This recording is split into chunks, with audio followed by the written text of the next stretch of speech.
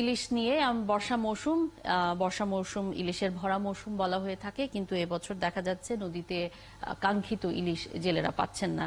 ইলিশ গবেষক ডক্টর আনিসুর রহমান যুক্ত আছেন আমাদের সঙ্গে। শুভ সকাল, স্বাগত জানাচ্ছি ৭১ সকালের আজকের আয়োজনে। বর্ষা মৌসুমে আমরা গত বছরও দেখেছি যে নদীতে এখন ইলিশ কম পাওয়া গেছে গত বছরও, এবং এটি নিয়ে জেলেরা বলেছেন আগে যেমন পেতেন সেরকম ইলিশ পাচ্ছেন না, সমুদ্রে অনেক ইলিশ ধরা পড়েছে। এবার যেমনটি বলা হচ্ছে বর্ষা মৌসুমে দেখা যাচ্ছে যে নদীতে এখন পর্যন্ত কাঙ্ক্ষিত ইলিশ তারা পাচ্ছেন না। এর পেছনের কারণ কি মনে হচ্ছে আপনাদের কাছে? ধন্যবাদ আপনাকে। একই সঙ্গে আমি ৭১-এর সকল দর্শক শ্রোতাকে ধন্যবাদ জানাচ্ছি। এটি একটি কথা আমাকে প্রথমে একটু বলে রাখতে হবে যে ভরা মৌসুম, এটা বৃষ্টির ভরা মৌসুম, যদিও বৃষ্টি সেইভাবে আমাদের হচ্ছে না, কিন্তু ইলিশের ভরা মৌসুম বলতে আমরা সেপ্টেম্বর অক্টোবরকে বুঝিয়ে থাকি, আগস্টে সাধারণত শুরু হয়ে থাকে। তারপরেও বৃষ্টি হলে ইলিশ যে আসা শুরু হয়ে থাকে সেটি এখনো আসা শুরু না হওয়ার কারণে যে হতাশাটা আসছে, ইলিশ শূন্য নদী কথাটা আসছে, এটা একদম সঠিক। কিন্তু আমরা গবেষণা সেল থেকে আমি বলতে চাইছি যে আমাদের হতাশ হওয়ার কারণ নেই।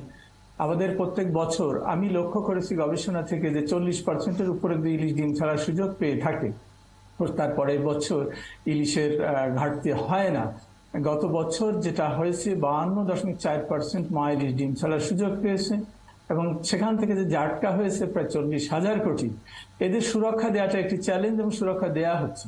এখন জন্ম সনদ দিয়ে খোলো বিকাশ স্টুডেন্ট অ্যাকাউন্ট, নিজের বিকাশ নিজে কর। আমরা আশা করি বৃষ্টি বাদল বেশি হয়ে পানি প্রবাহ বৃদ্ধি পেয়ে এই সমস্ত নদ নদী অঞ্চলে ইলিশের প্রাপ্যতা যে বাড়বে, সেটি এখন হয়তো বাড়েনি এটি ঠিক, কিন্তু নদ নদীতে ইলিশ আছে এবং একটু ধৈর্য ধরে ইলিশ মৎস্যজীবীদের অপেক্ষা করতে হবে। গত 22শে জুন একটি পূর্ণিমা গিয়েছে এবং আগামী 6 জুলাই আগামী পরশুদিন একটি অমাবস্যা আছে। এটি অমাবস্যা পূর্ণিমার সঙ্গে জোয়ার ভাটার সঙ্গে তাদের আসা যাওয়া হয়ে থাকে। তো জুলাই থেকে কিছু কিছু করে আসা যাওয়া যে শুরু হয় সেটি অনেকটা বৃষ্টিপাতের উপর নির্ভর করে থাকে, এবং কিছু আগে দিয়ে বোধহয় আবহাওয়া অফিস থেকেও আবুল কালাম সাহেব নিয়েছেন যে বৃষ্টি কিছু কিছু হচ্ছে এবং শুরু হয়েছে। অতএব পানি প্রবাহ বৃদ্ধি পেতে হবে, পানির একটা ফ্লো থাকতে হবে প্রধান নদ নদী থেকে মোহনা হয়ে সাগর পর্যন্ত। সেই পরিবেশ যখন পুরোপুরি হবে ইলিশ তখন আসবে, এবং এই সমস্ত অঞ্চলের ইলিশ মৎস্যজীবীদের হতাশ হওয়ার কারণ থাকবে না বলে মনে করছি। কিন্তু আমরা যে দেখলাম গত বছর সব জায়গাতেই খবর হলো যে নদ নদীতে ইলিশ মিলছে না, নদীতে ইলিশ মিলছে না। এর কারণ কি? এবং এর জন্য বলা হচ্ছে যে এই যে তাপমাত্রা বৃদ্ধি পাচ্ছে, পানি প্রবাহে পরিবর্তন আসছে, এরকম বেশ কিছু কারণও কিন্তু বলা হয়েছে।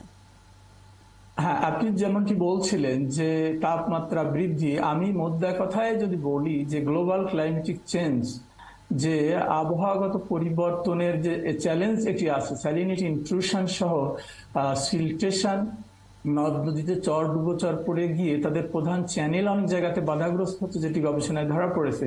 এটার কারণে তারা যে বাধাগ্রস্ত হচ্ছে এটা সঠিক, কিন্তু এটাও সঠিক যে যখন প্রকৃতপক্ষে পানি প্রবাহ বৃদ্ধি পাবে, বৃষ্টি বাদল বেশি হয়, তারা ওই যতটুকুই পানি বেশি পাবে ওই সময় তাদের নিজস্ব একটা প্রণোদনা থাকবে। কেননা তারা প্রধানত দুটো উদ্দেশ্যকে সামনে নিয়ে সাগর থেকে নদীর দিকে এসে থাকে। তার একটি হচ্ছে ফিডিং, অপরটি ব্রিডিং। এই ব্রিডিংটার প্রণোদনা যখন তারা পায়, আসা শুরু করে, অমাবস্যা পূর্ণিমা বৃষ্টি যখন বেশি হয়, গুড়ি গুড়ি বৃষ্টি হয়, ইলশে গুড়ি বলে থাকি আমরা, তখন তারা ওইগুলিকে অতিক্রম করে আসবে এবং এসে থাকে। তো সেটি অনেকগুলো কারণের মধ্যে আমি বোধহয় যেটি বললাম।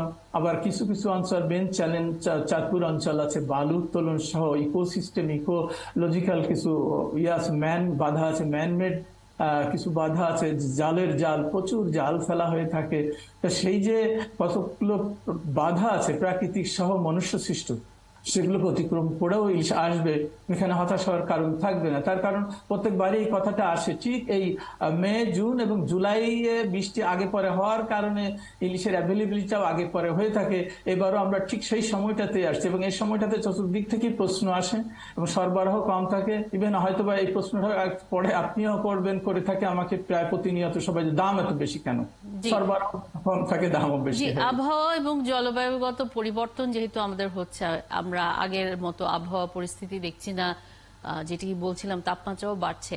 কিন্তু অন্যদিকে আবার ইলিশের সংখ্যা বাড়ানোর জন্য একটা নির্দিষ্ট সময় বন্ধ রাখা হচ্ছে ইলিশ ধরা, জাটকা ধরাও বন্ধ রাখা হচ্ছে, এবং এই কারণে সেই কার্যক্রম যেমন চলছে এবং আমরা দেখেছি তাতে কিন্তু ইলিশের উৎপাদন বেড়েছে, কিন্তু আবহাওয়া এবং জলবায়ুগত পরিবর্তনের কারণে সব ধরনের কৃষিতেও তো আমরা দেখছি যে প্রভাব পড়ছে। সেক্ষেত্রে ভবিষ্যতে ইলিশের উৎপাদনে কোন রকম প্রভাব পড়ার আশঙ্কা দেখেন কিনা? না, আমি এটি মোটামুটি যেহেতু অনেকটা বছর, মোর দ্যান 33 ইয়ার্স ইলিশ নিয়ে গবেষণা করে আসছি এবং একটা পরিসংখ্যান আমার কাছে আছে, আমি জানি যে এই সময়টাতে এই প্রশ্নটা উঠে আসে এবং দিন শেষে গড়ে শেষে আমরা দেখি যে না, ইলিশের প্রাপ্যতা মোটামুটি ঠিক আছে। একটি ছোট্ট তথ্য দেই যে 4.5 সেন্টিমিটার থেকে আমরা গবেষণা করে যখন জালের ফাঁস 6.5 সেন্টিমিটার নির্ধারণ করে দিলাম, লক্ষ্য করবেন এখন অপেক্ষাকৃত বড় ইলিশ আসে এবং সামনে যে ইলিশ আসবে অপেক্ষাকৃত বড় ইলিশই মানুষ পাবে। এবং জীব বৈচিত্র্য বাংলাদেশের জলসীমা অনেকটা সমৃদ্ধ হচ্ছে, তার কারণ পানির নিচে এই সময় শুধু ইলিশ রক্ষা পাচ্ছে না। 20 মে থেকে 23 জুলাই 65 দিনে যে বর্তমান সময়েও যে নিষেধাজ্ঞাটা চলছে, এর ফলাফল তো শুধু ইলিশের জন্য নয়, অন্যান্য মাছের ক্ষেত্রেও পাওয়া যাচ্ছে। সো একটু ধৈর্য ধরে অপেক্ষা করতে হবে এবং পাওয়া যাবে ইনশাআল্লাহ। না, ওইরকম কোনো খুব ক্ষতিগ্রস্ত হবেন না আমাদের দেশের ইলিশ মৎস্যজীবীরা ইনশাআল্লাহ। অনেক ধন্যবাদ ডক্টর আনিসুর রহমান আমাদের সাথে যুক্ত হবার জন্য।